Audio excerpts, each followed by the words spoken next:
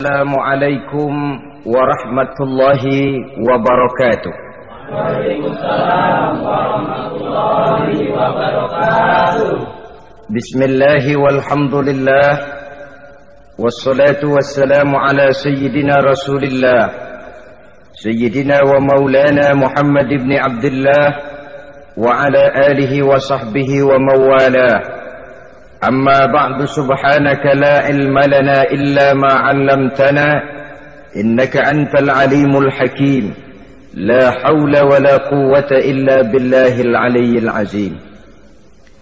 Saudara-saudara kaum muslimin rahimakumullah, satu-satunya manusia yang dalam Al-Quran sudah mendapat jaminan ampun dari seluruh dosa yang pernah dikerjakan cuma Rasulullah orangnya.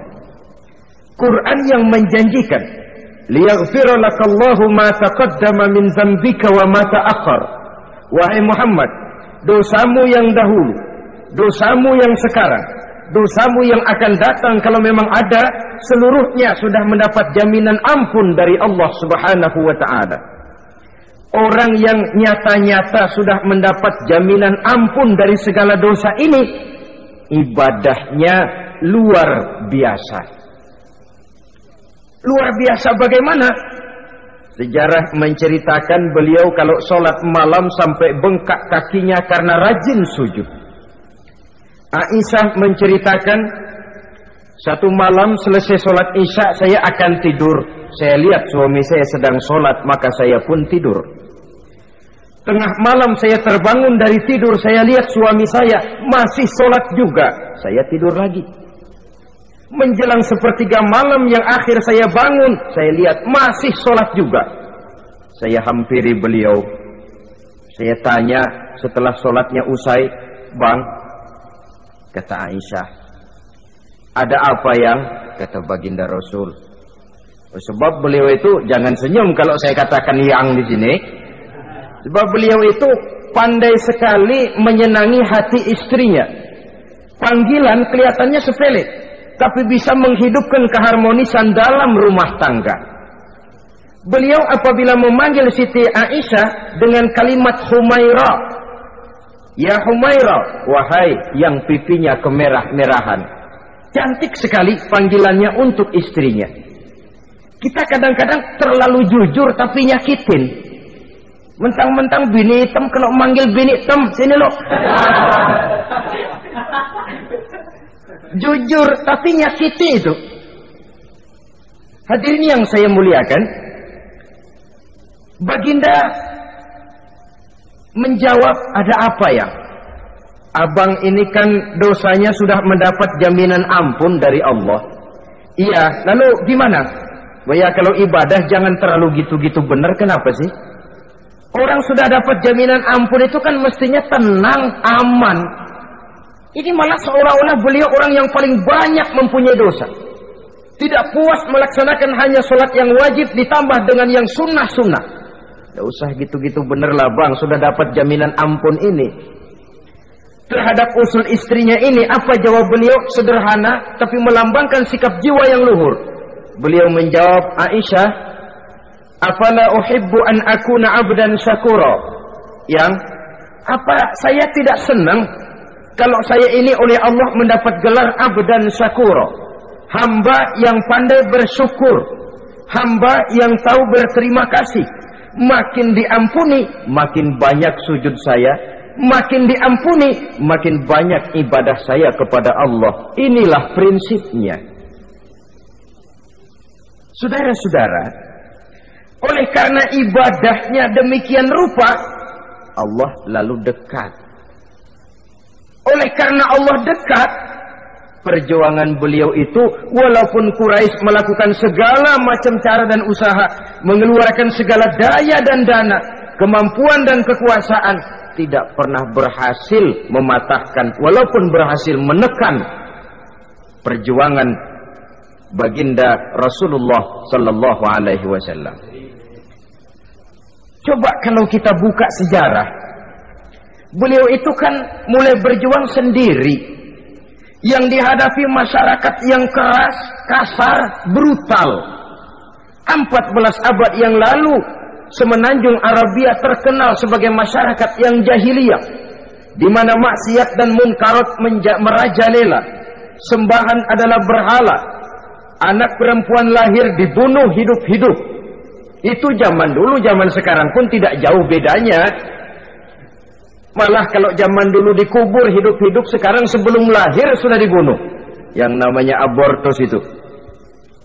Kadang-kadang aneh, kita mengadakan operasi bersih, dilarang buang sampah sembarangan. Kalau sudah buang sampah saja tidak boleh sembarangan, tahu-tahu zaman sekarang ini bayi dibuang di tempat sampah. Bukan lagi kertas, bukan lagi kardus, bayi dibuang di comberan. Kan lebih sadis sebenarnya dari jahiliyah 14 abad yang lalu. Judi di zaman dulu 14 abad yang lalu merajalela, menyentuh segala lapisan masyarakat. Di zaman sekarang pun judi tidak kurang hebatnya, cuma tentu dengan bahasa yang lain.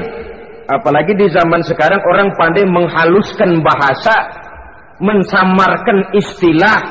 Judi disebut sumbangan umpamanya, sehingga orang lalu tidak terasa bermain judi, terasanya ikut nyumbang. Itu sekedar istilah yang merangsang orang sebenarnya.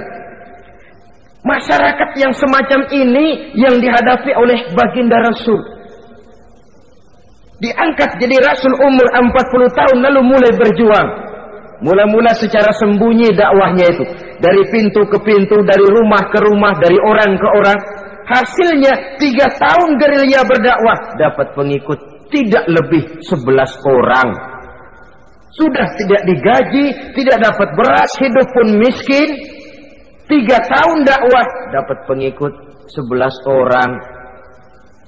Ustadz mana zaman sekarang yang masih mau ngajar? Kalau 3 tahun buka pengajian, yang ngaji cuma 11, bubar. Kiai mana yang masih mau buka pondok? Kalau 3 tahun buka pesantren, santrinya cuma 11. Pemimpin mana yang masih mau kampanye? Kalau 3 tahun kampanye dapat pemilih cuma 11, bangkrut. Tapi tidak dengan Rasul. 3 tahun berlalu, turun perintah fasda bima tu'mar. Tidak usah berdakwah secara sembunyi, Muhammad sampaikan saja Islam secara terbuka. Mulailah beliau berdakwah secara terbuka, terang-terangan. Mula-mula Quraisy dikumpulkan dekat Ka'bah. Kumpulah Abu Jahal, Abu Lahab, Abu Sufyan dan gembong-gembong Quraisy. Di sana buat pertama kali secara terbuka baginda Rasul pidato. Tuan-tuan Quraisy, apakah tuan-tuan percaya kepada saya? Percaya. Kenapa? Karena Anda Muhammad sejak kecil belum pernah bohong. Baik. Jikalau memang tuan-tuan percaya kepada saya, maka mulai hari ini saya serukan kepada tuan-tuan, ankizu anfusakum minan nar. Jaga, pelihara, lindungi dan selamatkan diri tuan dari neraka. Tinggalkan segala macam berhala, jauhi Latta, Uzza, Manat dan Hubal. Sembah Allah Tuhan yang Esa, yang lam yalid walam yulad, yang tidak beranak dan tidak diperanakan. Ini dakwah pertama yang beliau sampaikan. Selesai beliau pidato, Abu Lahab interupsi, angkat tangan. Muhammad, ada apa paman? Alihaza jama'tana, cuma untuk dengar ocehan kayak begini kami dikumpulkan di sini. Tabban laka ya Muhammad. Kalau bahasa kasarnya, mau mampus kamu Muhammad. Nabi tidak jawab, Allah yang jawab. Tabbat yada abi lahabi wa tab, ma aghna anhu maluhu wa ma kasab. Bukan Muhammad yang celaka, Abu Lahab lah yang kelak akan menemui kecelakaan. Dakwah terus berlangsung. Ketika dakwah secara terbuka sudah dimulai, hambatan dan tantangan mulai datang. Sejak dari teror mental sampai kepada teror fisik. Dan puncaknya terjadi pada saat beliau berumur 53 tahun. Di mana Quraisy mengadakan rapat di satu rumah yang disebut Darul Arqam. Kumpulah di situ dedengkot Quraisy. Siapa lagi kalau bukan Abu Jahal, Abu Lahab? Mereka rapat. rapat pleno lengkap. Setelah rapat dibuka, kata Abu Lahab kepada Abu Jahal, "Jahal, bagaimana ini Muhammad?" "Iya, bagaimana? Apalagi yang belum kita lakukan," kata Abu Jahal. "Kita fitnah sudah, kita caci maki tiap hari, kita lontari kotoran onta, sahabat-sahabatnya kita bantai, tapi mereka tetap tegar." "Iya," kata Abu Jahal. "Dan sekarang ini sahabatnya sebagian berangsur-angsur sudah hijrah ke Madinah. Ini pertanda Islam akan berkembang di kota Madinah. Kalau nanti dia berhasil di Madinah lalu menyerbu ke Mekah, alamat habis kita gulung tikar." "Makanya," kata Abu Jahal. "Makanya apa?" "Makanya dari dulu juga saya bilang, kempesin aja itu." Jadi kalau bahasa okemnya kan begitu toh. "Bunuh saja Muhammad, bunuh."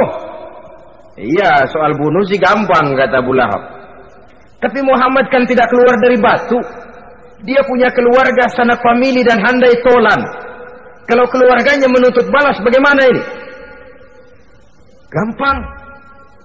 Kita kan banyak punya suku. Tiap-tiap suku kan punya juara, tukang-tukang pukul. Sewa saja, tiap suku ambil tukang pukulnya, kita kepung rumah Muhammad, bunuh sama-sama. Kalau keluarganya akan menuntut balas, dia akan berhadapan dengan seluruh suku yang ada di semenanjung Arabia ini. Bagaimana, setuju?" "Setuju." "Nah, sudah. Kapan kita bunuh Muhammad?" "Kapan lagi? Tidak usah buang waktu. Besok malam." "Ya, besok malam kita bunuh Muhammad. Tapi awas, semua yang ikut rapat di sini, ingat baik-baik, ini rahasia negara. Besok malam kita akan membunuh Muhammad. Siapa yang berani membocorkan rahasia negara ini, supersip. Dianggap menghambat program Quraisy. Itu nanti dijatuhi hukuman berat ya. Jaga rahasia baik-baik bahwa besok malam kita akan membunuh Muhammad. Sanggup?" "Sanggup." Rapat selesai. Hadirin boleh bubar ke rumah masing-masing. Pulang. Namanya manusia, bocor juga rahasia ini. Begitu pulang, cerita sama istrinya, "Bu, anu loh Bu." "Apa Pak?" "Saya tadi ikut rapat." "Rapat apa tuh Pak?" "Besok malam akan ada pembunuhan." "Pembunuhan?" "Pembunuhan." "Siapa toh yang mau dibunuh?" "Muhammad." "Tapi jangan bilang-bilang ya, ini rahasia negara."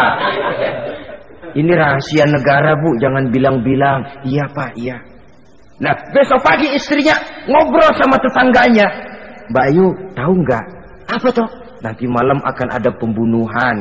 "Siapa yang mau dibunuh?" "Muhammad." "Loh, sampean tahunya dari mana?" "Suami saya ikut rapat." "Tapi jangan bilang-bilang ya Bu ya. Ini rahasia negara. Jangan bilang-bilang. Nanti yang satu sampaikan lagi, jangan bilang-bilang. Terus jangan bilang-bilang. Akhirnya berita tersebar. Sehingga pagi hari itu sebagian besar penduduk Mekah sudah tahu kalau nanti malam akan ada pembunuhan. Maka lepas zuhur, Mekah itu mulai tegang. Yang simpati, "Aduh, kasihan Muhammad, nanti malam akan dibunuh." Yang tidak senang, "Mampus, biar dia rasain, ntar malam." Saudara-saudara, begitu maghrib berbunyi sudah, udara mulai gelap, penduduk Mekah sudah kunci pintu seperti ada jam malam. Sepi, sesepi-sepinya. Tutup pintu, kunci, bukan tidur, ngintip dari dalam. Lepas jam 8 malam, makin tegang. Masing-masing penduduk ngintip dari pintunya. Sudah berangkat belum orang yang mau bunuh Muhammad? Sudah berangkat belum? Kira-kira jam 9 ini, tukang-tukang pukul lewat mau ngepung rumah Muhammad untuk membunuh beliau. Begitu masuk Mekah, penduduk sudah kunci pintu, tapi mereka tahu kalau semua ngintip. Wah, makin hebat ini yang pemuka Quraisy ini, tukang-tukang pukul ini. Jalannya dibuat gagah-gagah, barisnya dibuat hebat-hebat. Itu injekan tanahnya dalam baris dibuat kencang-kencang, brok, brok, brok, brok, kayak serdadu baris. Lewat dekat rumah penduduk pakai batuk lagi. Yang dari dalam ngintip makin cute. Wah, ini dia yang mau bunuh Muhammad ini. Sampai di rumah Nabi, dikepung rumah Nabi, di pagar betis. Malam itu di dalam rumah cuma Nabi, Abu Bakar dan Ali bin Abi Thalib. Nabi tahu rumahnya dikepung. Lewat tengah malam beliau berkata, Abu Bakar, saya ya Rasul, mari kita berangkat hijrah. Baik ya Rasul. Ali, saya ya Rasul, kamu gantikan saya ya.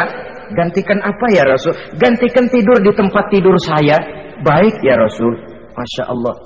Sekali menggantikan mati. Tidur di tempat tidur Rasul pada malam rumahnya dikepung, resikonya kan mati. Menggantikan mati. Lah kalau menggantikan lurah lumayan. Menggantikan mati. Dan Ali tahu persis resikonya. Dan beliau waktu itu masih muda dan beliau tidak nawar. Baik ya Rasul, saya akan tidur di sini, berangkatlah Tuhan. Berangkat Rasul, ketika keluar dari pintu belakang rumah dikepung rapat. Terjadilah keajaiban yang Allah ceritakan, wa ja'alna min baini aydihim sadda wa min khalfihim sadda fa'aghshaynahum fahum la yubsirun. Di muka, di belakang, di kiri kanan dibuatkan dinding oleh Allah, dibutakan mereka tidak lihat kalau Muhammad keluar dari rumahnya. Siaga penuh, apel, mata melotot, Nabi lewat nggak kelihatan. Sampai Nabi kemudian menuju Gua Thur, 3 malam 2 hari di sana. Dari sana perjalanan dilanjutkan ke Madinah Al-Munawwarah. Allahu Akbar.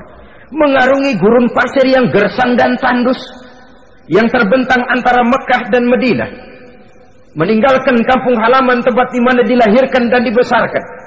Keluarga yang berbeda akidah terpaksa berpisah. Kok kuat? Kok bisa? Kok sanggup? Di mana rahasia kekuatannya? Beliau punya sandaran vertikal, ibadahnya kepada Allah. Dengan bahasa kita sekarang, beliau punya backing. Backingnya tidak kepalang tanggung, yang serba maha. Maka saya mengajak kepada seluruh kaum muslimin, di zaman sekarang kan orang lagi main backing-backingan, ya. Nah, siapa yang punya backing punya jalu.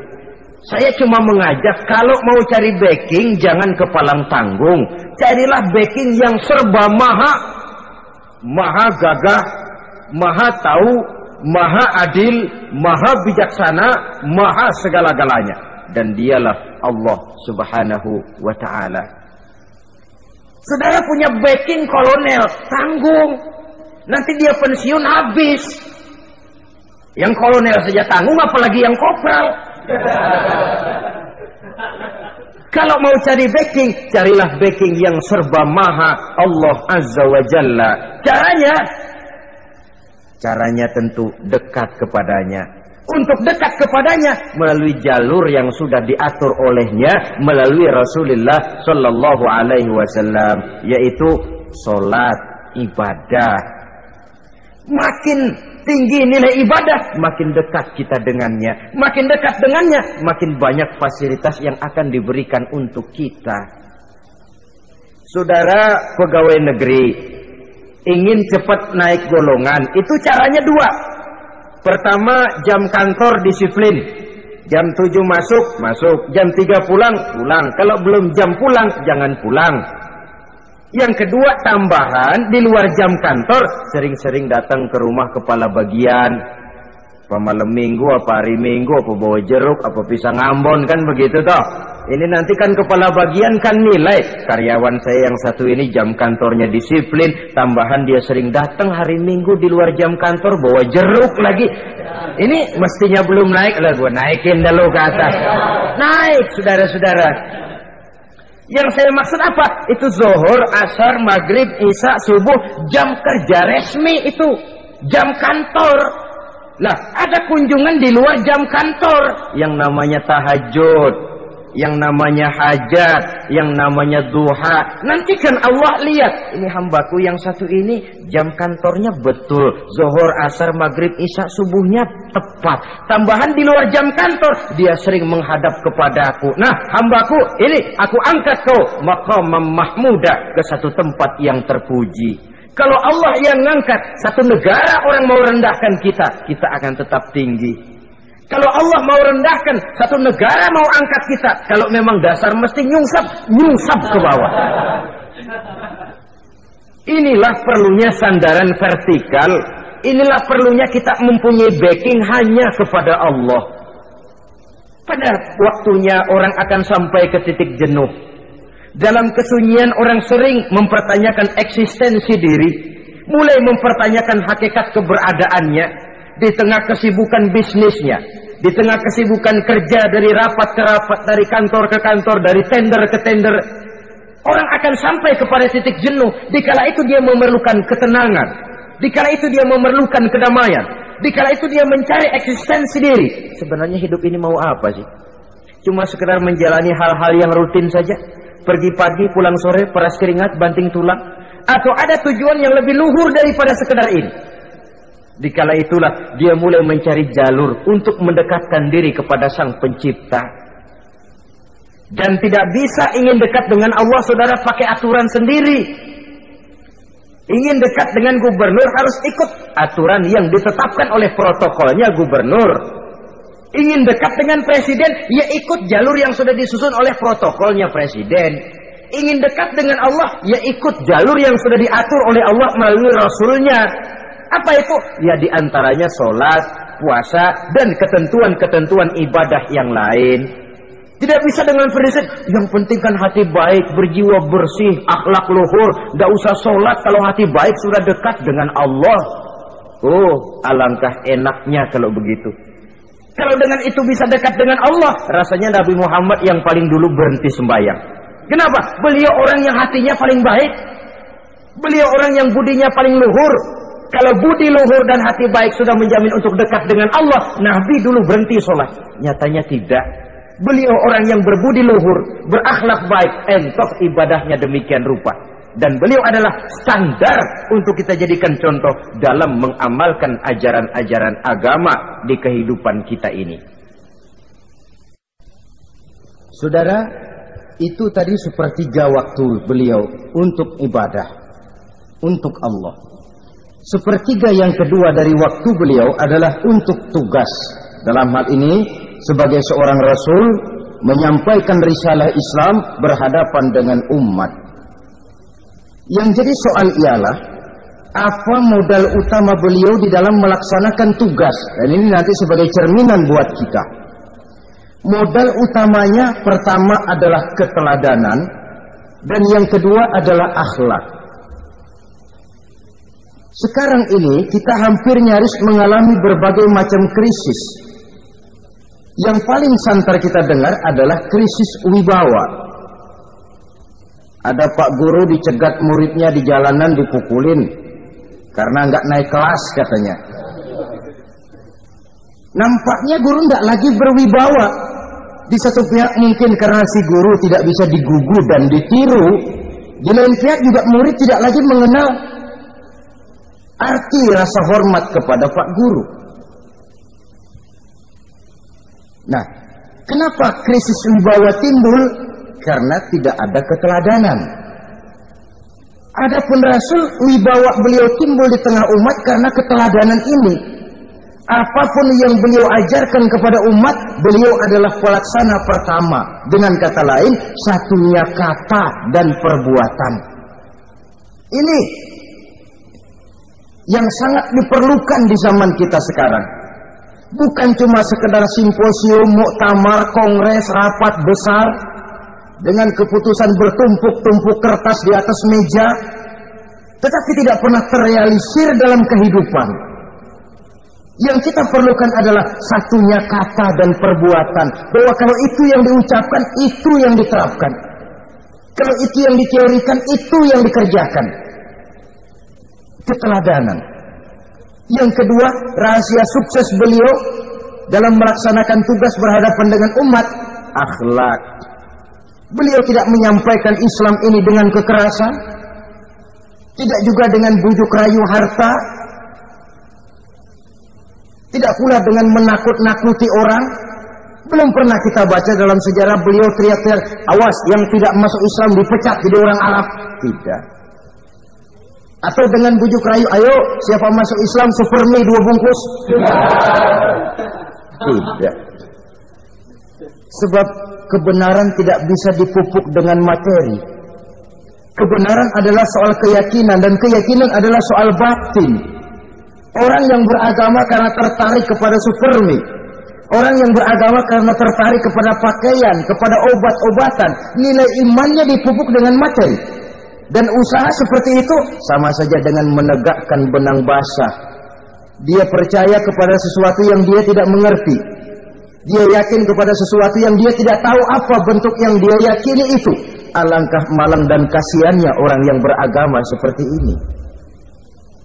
Tidak demikian dengan Rasul. Islam ini adalah satu keyakinan. Keyakinan terhadap kebenaran hanya bisa ditegakkan dalam nurani manusia yang paling mendasar. Karena itu dia tidak bisa dipaksakan. Dan itu pula sebabnya Quran punya prinsip la ikraha fid din. Tidak ada paksaan dalam beragama. Mau Islam silakan, tidak mau Islam silakan. Allah tidak memaksa. Tapi ayat ini jangan disalah pakai. Tidak pernah sholat, ditanya orang, kamu kan Islam kok enggak sholat? La ikraha fid din dong. Salah pakai. Yang tidak ada paksaan dalam beragama itu untuk orang di luar Islam. Kepada tuan-tuan di luar Islam, la ikraha fid din, tidak ada paksaan masuk Islam. Tapi kalau sudah masuk ke dalam Islam, maka berlaku peraturan Islam. Contohnya begini saja, tidak ada paksaan masuk ke rumah saya. Tuh. Mau masuk silahkan, tidak mau masuk tidak ada urusan. Tapi sekali saudara masuk ke rumah saya, saudara harus ikut tata tertib yang ada di dalam rumah saya. Kira-kira beragama itu begitu. Tidak ada paksaan masuk Islam. Tapi sekali saudara masuk Islam, maka berlaku peraturan Islam untuk kehidupan saudara. Jadi, la ikraha fid din ini buat orang di luar garis. Allah tidak maksa-maksa orang mau masuk Islam, mau tidak.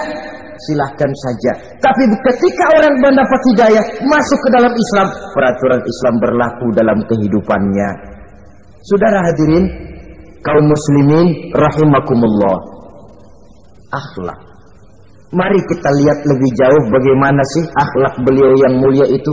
Allahu Akbar. Kalau orang berakhlak kepada teman itu sih biasa. Tapi berakhlak kepada musuh, ini yang luar biasa. Ini yang agaknya Allah saja memuji beliau. Wa innaka la'ala khuluqin azim.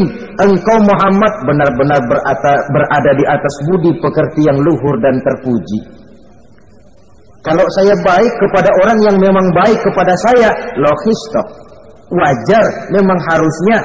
Tapi berbuat baik kepada orang yang jahat terhadap saya, ini yang tidak setiap orang bisa. Nah, sebab itu saya tidak ingin menceritakan akhlak beliau kepada sahabat, namanya juga kepada sahabat. Saya akan kutip beberapa riwayat yang menceritakan bagaimana akhlak beliau kepada orang yang nyata-nyata memusuhinya. Berbagai riwayat menceritakan bagaimana beliau ketika di Taif dilontari orang dengan batu, yang melontari beliau malah mendapat doa, Allahumma hdi qaumi fa innahum la ya'lamun. Ya Allah, berikan hidayah, berikan petunjuk kepada mereka yang melontari saya dengan batu, karena mereka tidak tahu. Kalau saja mereka tahu, mereka tidak akan melontari saya dengan batu. Ya Allah, berikan hidayah kepada mereka. Padahal ketika itu malaikat Jibril menawarkan jasa. Muhammad, kalau kamu mau orang yang melontari kau dengan batu itu hancur, saat ini juga saya angkat Jabal Uhud, saya timpakan mereka biar mati semua. Mau Muhammad? Jangan Jibril, mereka tidak tahu. Kalau saja mereka tahu, mereka tidak akan melontari saya dengan batu. Lebih baik doakan mereka supaya mendapat hidayah dari Allah. Dalam kondisi kepepet, dilontari dengan batu, malaikat Jibril datang menawarkan jasa. Beliau lebih memilih mendoakan orang yang berbuat jahat itu. Ya Allah, bukan main. Umumnya kita kan kalau lagi kepepet ada yang nolongin, girang bener. Andai kata kita yang jadi nabi disambitin orang, datang malaikat Jibril nawarin, bagaimana sikat? Habisin aja dah.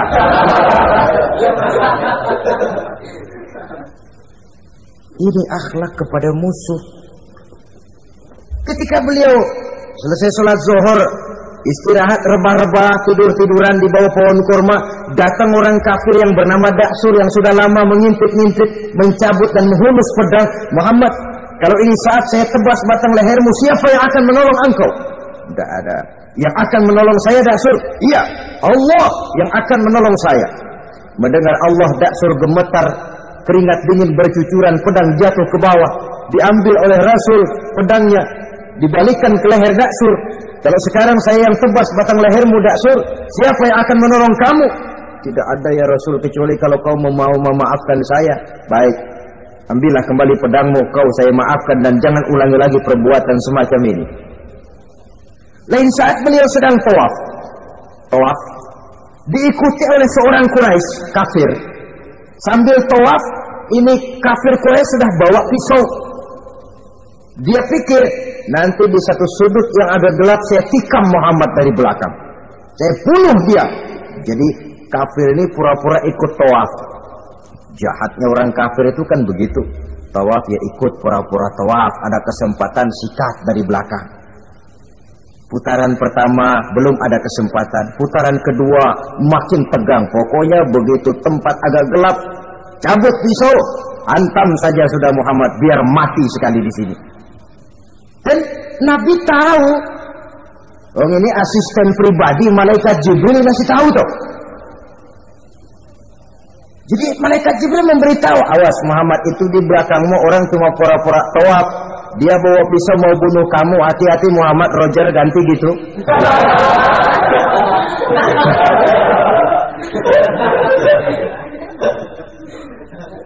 Tahu persis beliau. Sampai di satu sudut yang gelap, si kafir ini mencabut pisau. Nabi nengok ke belakang, menoleh Nabi. Begitu menoleh, Quraisy ini kan ketangkep basah. Bahasa Arabnya yumsak mablul katanya. Ketangkep basah, grogi, salah tingkah, garuk nggak gatel. Kasihan melihatnya sudah. Ya namanya orang ketangkep basah itu. Mau alasan apa? Nggak beralasan ya, harus merasa harus membela diri. Gemetar nggak karu-karuan. Kata Nabi senyum. Mau apa, Mas? Anu Rasul, ini anu apa? Anu. Sudah, saya kan tahu kamu mau bunuh saya toh. Sudah, saya sudah tahu kok. Kamu jangan pura-pura. Kamu kan mau bunuh saya kan? Terus terang saja. Iya Rasul, iya. Sekarang gimana? Enggak berani Rasul. Minta maaf saja. Ya kalau sudah kamu minta maaf begitu, sudah kamu pulang sana, jangan diulangi lagi ya. Begitu mudah beliau memaafkan orang yang nyata-nyata mau menghabisi nyawanya, sepanjang itu belum terwujud, sepanjang itu belum terbentuk dalam artian real. Sangat mudah beliau memaafkan orang. Saudara hadirin kaum muslimin rahimakumullah, pemaaf, lapang dada, toleransi, menghargai pendapat para sahabatnya, ini sederetan dari akhlak yang terpuji. Sehingga karena keluhuran akhlak inilah yang menyebabkan orang tertarik masuk ke dalam Islam. Beliau berprinsip apa? Basiru wala tunaffiru, yasiru wala tu'asiru. Gembirakan orang, jangan ditakut-takuti. Mudahkan persoalan orang, jangan dibikin sulit. Ini kan satu prinsip yang sangat baik dalam melaksanakan dakwah, dalam menyampaikan misi. Apapun tugas kita di masyarakat, sebagai pegawai pemerintahan, pejabat negara, pedagang, pengusaha, seniman, ustadz, mubaligh, kiai, ulama, dalam berbagai profesi, modal utama untuk sukses adalah akhlak. Sebab hati kita yang tahu cuma Allah. Orang lihat penampilan kita, orang lihat muka kita. Sebab itu Nabi katakan, innakum la tas'una nasa bi amwalikum walakin yas'uhum minhum bastul wajhi wa husnul khuluqi. Kamu tidak akan bisa menarik simpati orang banyak dengan hartamu, tapi bisa kau tarik simpati orang banyak dengan akhlak yang baik dan muka yang senyum, muka yang enak dilihat. Orang kadang sering bilang, dia mah biar mukanya begitu hatinya baik. Iya, soal hati kita nggak tahu. Yang kita lihat pertama muka. Bagaimana gue mau ikut dia, mukanya kayak batu kuburan. Kesan serem pertama itu kan sudah ada. Walaupun kadang-kadang hati memang baik, tapi hati itu kan urusan Allah. Yang kita lihat pertama muka. Ini barangkali nanti termasuk teori dalam psychology of salesman ya, bahwa sesuatu yang baik kalau dihidangkan dengan cara yang tidak baik, orang tidak akan tertarik. Lihat saja, orang sekarang ini kan entah makin lajunya dunia bisnis kita, masuk ke rumah-rumah kita cuma menawarkan air jahe, menawarkan sasa, menawarkan kecap bango, menawarkan barang-barang yang kelihatannya remeh. Ini kan termasuk psychology of salesman. Yang datang ya biasanya perempuan, wajahnya ya lumayan, paling kurang sedikit di atas 6 lah begitu. Lalu tutur katanya sopan, masuk ke rumah tidak sungkan, ada rasa familiar, rasa kekeluargaan, lalu datang. Taktik untuk menawarkan barang yang jadi merek dagangannya. Nah, Islam ini agama yang baik. Kalau disampaikan dengan cara yang tidak baik, sadis, memponis, orang akan lari dan jauh. Menyinggung, bukan menyentuh. Siapapun kalau tersinggung lari, tapi kalau tersentuh, dia akan mendekat. Apaan lo Islam bayang begitu? Mikirnya anak, gue sembayang diomelin, mendingan kagak sembayang sekalian ketahuan. Saudara hadirin yang saya muliakan, ini yang diberikan contoh oleh baginda Nabi. Apapun tugas kita, pedagang, utamakan akhlak, petani, utamakan akhlak, seniman, utamakan akhlak, mubaligh, utamakan akhlak, pejabat negara, utamakan akhlak, pelayan dan pengabdi masyarakat, utamakan akhlak. Saudara hadirin yang saya hormati, kaum muslimin yang berbahagia. Jadi untuk sukses di masyarakat, untuk sukses di tempat tugas, modal utama adalah akhlak. Dan ini yang dicantikan contoh dari Nabi kita Muhammad sallallahu alaihi wasallam. Sepertiga waktunya untuk tugas. Dalam menjalankan dan melaksanakan tugas sebagai seorang rasul, menyampaikan risalah Islam, berhadapan dengan umat, modal utamanya adalah akhlak. Demikian juga kita di masyarakat. Dan akhlak itu memang harus dibiasakan sejak kita kecil, sehingga dengan demikian nilai-nilai yang baik akan terus terbawa sampai di hari tua kita. Saudara-saudara, rasanya kehancuran satu bangsa dimanapun di dunia ini selalu dimulai dengan kehancuran akhlak daripada bangsa itu sendiri. Dan kehancuran akhlak itu bisa saja terjadi di tengah kemakmuran ekonomi, di tengah maju dan canggihnya teknologi. Kapan? Apabila pegangan orang kepada agama sudah lemah dan rapuh.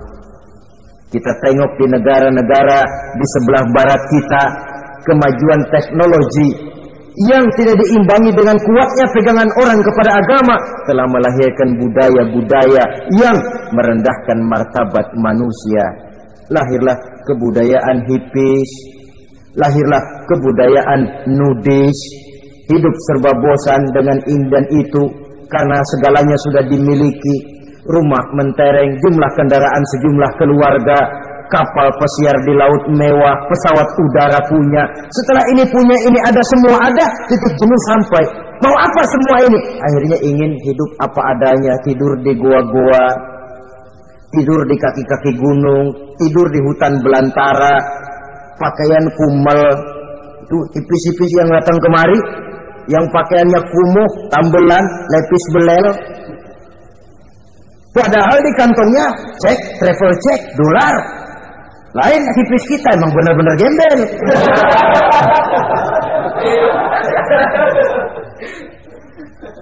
Merasa jenuh, merasa bosan. Bahkan sebuah berita dari Jerman, orang terlalu kaya, pulau dibeli.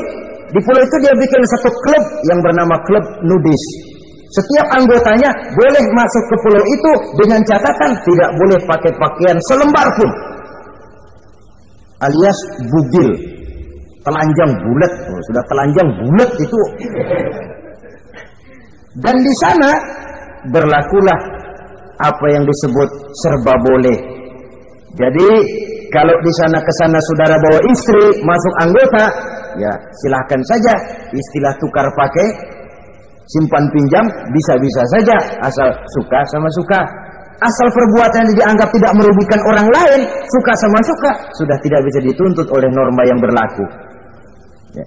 Itulah sebabnya kita sering prihatin bahwa kemajuan sering membawa pergeseran nilai. Apabila kita tidak bisa menghindarkan diri dari proses pergeseran nilai, setidaknya kan kita bisa menjaga diri jangan sampai hanyut oleh nilai-nilai yang negatif. Akhlak, baik sebagai muslim, baik sebagai bangsa Indonesia yang berkepribadian luhur, itu merupakan cerminan kita. Saya prihatin, belum lama diselenggarakan kontes bibir terindah. Kontes bibir terindah itu kira-kira apa manfaatnya? Apa yang jadi ukuran? Dan bukankah bibir karunia Tuhan? Ya kalau yang bibirnya mungil bisa ikut kontes lah, kalau yang jebleh gitu.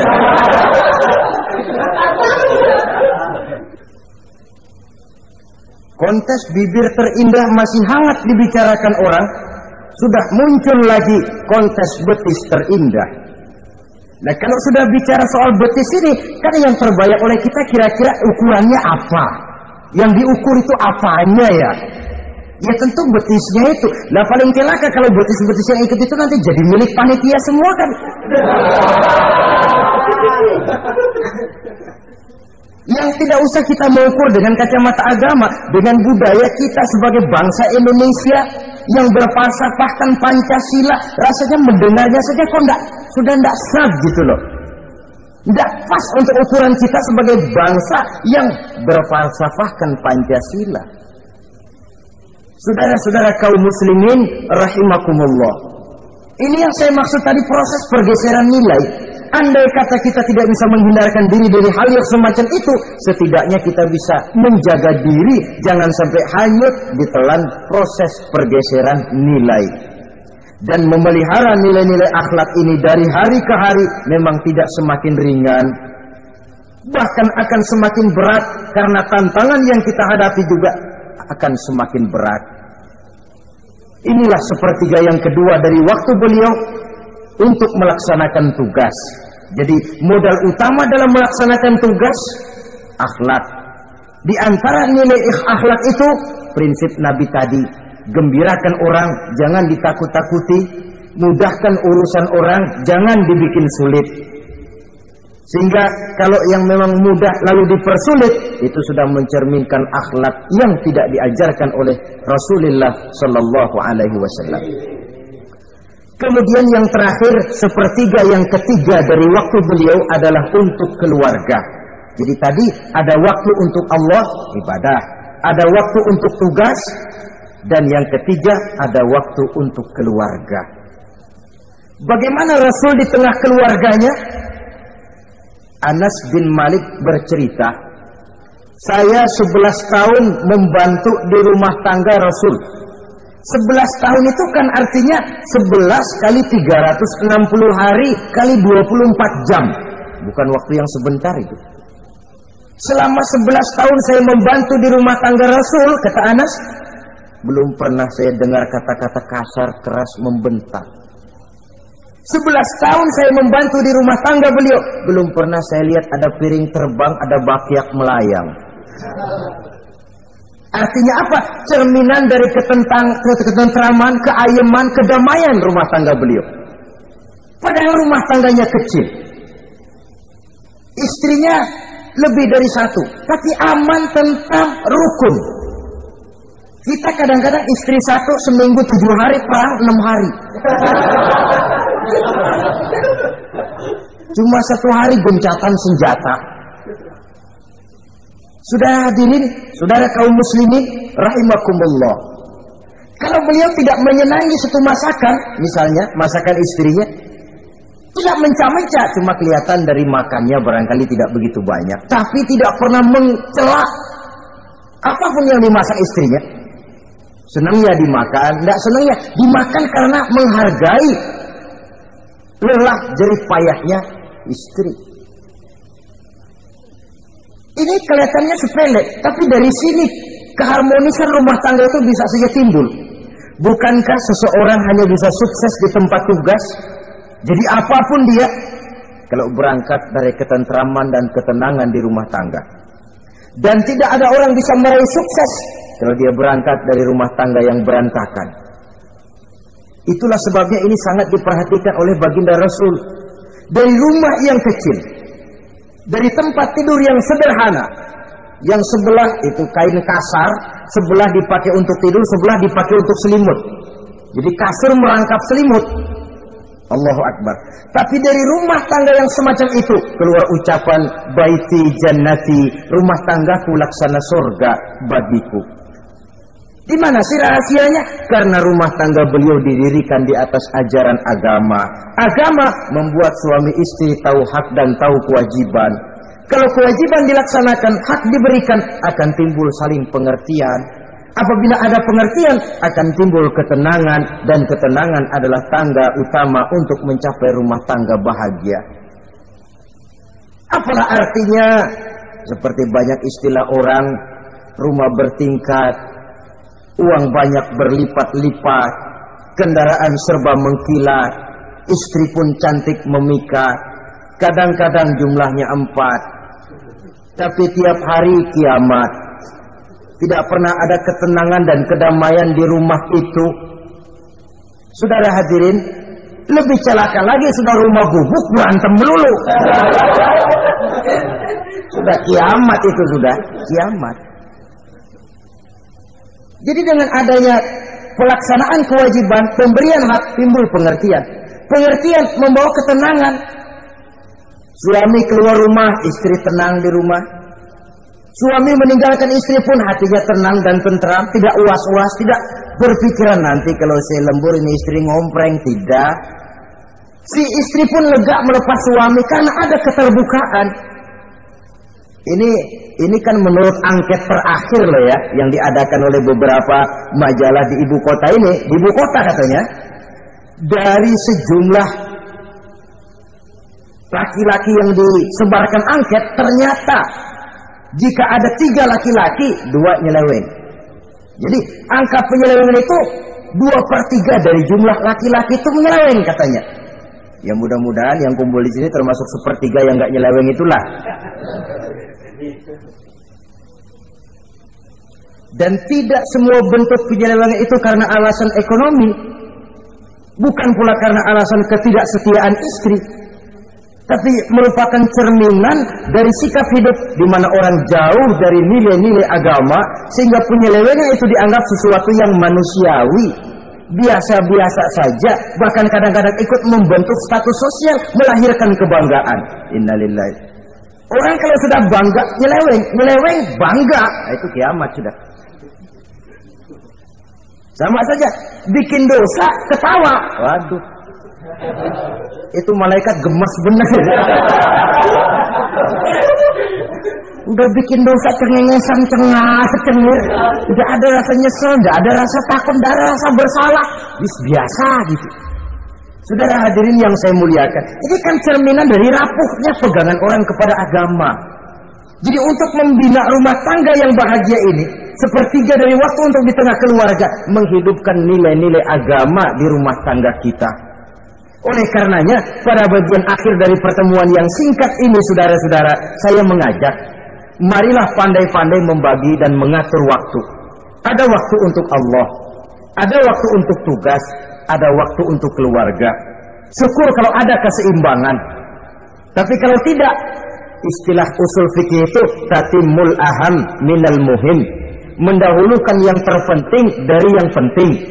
Kalau ada 3 persoalan semuanya penting, tentu di antara 3 ini kan ada yang lebih penting. Yang itulah yang dikerjakan lebih dulu. Dan ini tidak berarti bahwa penjatahan waktunya harus sama.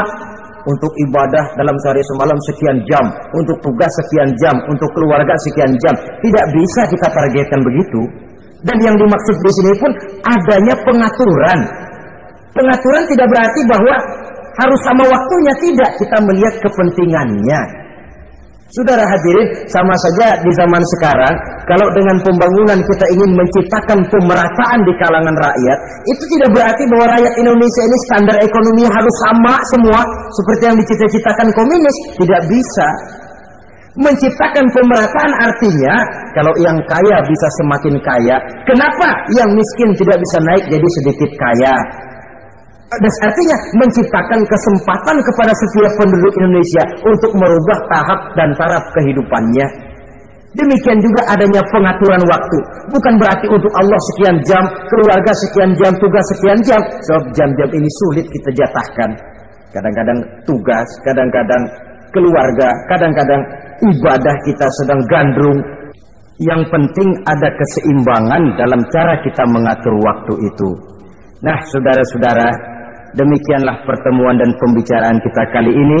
Terima kasih atas segala perhatian. Mohon maaf atas segala kekurangan. Usikum wa nafsi bitaqwallah.